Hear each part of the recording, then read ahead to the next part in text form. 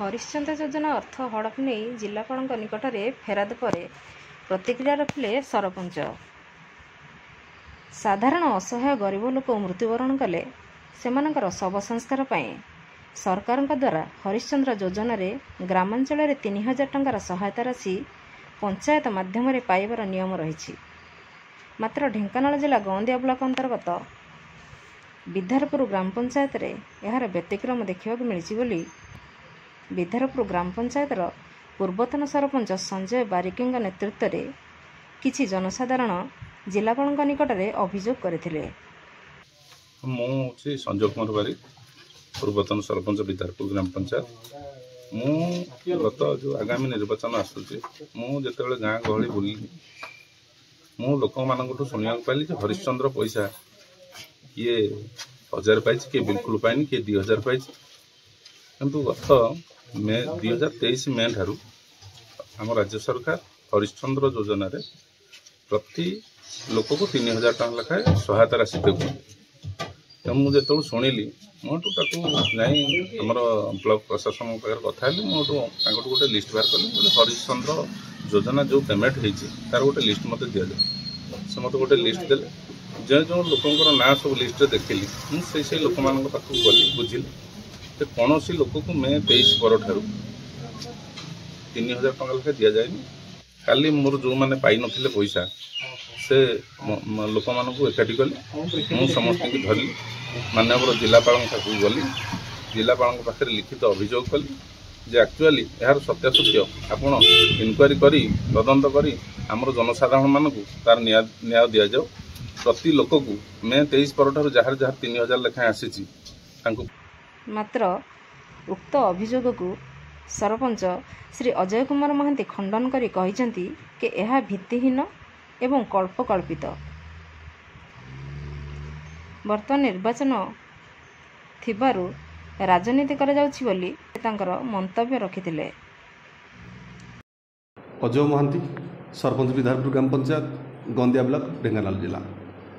काली जो अभियोग पंचायत एवं सरपंच पीओ ना जो अभियोग आसाला से संपूर्ण भित्तिहीन कपतकल्पित राजनैतिक प्रणोदित। आपण मैंने जानी ना बोध हुए सी जो पूर्वतन सरपंच थे बोधे अभिज्ञता कम से जानवर दरकार जे हरिश्चंद्र योजना किसी आलोकेशन आज्ञा आगुआ न थाए। सरपंच व्यक्तिगत पैसा हो कि कौन फंड्स आडजस्ट करी हो निज पैसा आडजस्ट कर हरिश्चंद्र योजना पैसा दे दि जाए। जेहेतु ये शव सत्कार पैसा से शव सत्कार शव उठा पूर्व पैसा दे दि जाए तो सहीटा सरपंच निज व्यवस्था करि किंतु परे जेतेबेले से पैसा पीओ एवं सरपंच के एकाउंट जॉइंट एकाउंट पैसा अच्छे पर से पैसा को से उठे तार भरपाई करती। किंतु ये जो अभियोग थिला जे 112 जनकर पैसा को हरिलुट होती आज्ञा हास्यास्पद जिनिस। आपण तार सरजमीन तदंत भी करूँ व्यतिक्रम हो बहुत 7-8 जन कि 10 जन पैसा पाई नथिबे कहीं पाई नथिबे तार कारण भी यथार्थ कारण मु कहूँ। ये जो हरिश्चंद्र योजना आपको पाइबा समस्ते व्यग्र किंतु सरकार किसी नीति नियम रही जो माने आयकर दाता जो माने पेंशन होल्डर जो माने सरकारी विधि व्यवस्था भितर अच्छा से इम्प्लीमेंटेशन करी हो नाही। किंतु जेहेतु आम आज्ञा गाँ गहली राजनीति करुचु आमर भाईचारा अच्छी समस्त को लेकर चलने पड़ू सांगे तेणु से भी से सामिल किंतु से सांगे सांगे पैसा दि जाऊना ये जे गोटे वर्ष शेष आमर गोटे ऑडिट हुए मार्च मास ऑडिट हुए से मार्च मास ऑडिट सरला आपण मैंने एबे भी 7-8 जन को पैसा दिखाई से 7-8 जन को पैसा यही ग्राउंड दिगला जे मार्च मास ऑडिट रिपोर्ट क्लियर आसीगला से आम डोर डिलीवरी से पैसा दे दौचु। ता सहित अभियोग करने जाइथिबा किसी हिताधिकारी आमे हरिश्चंद्र योजना रे पैसा पाइछु किंतु आमको डाकिले बोली आमे जाइथिलु एहा कहिसंती।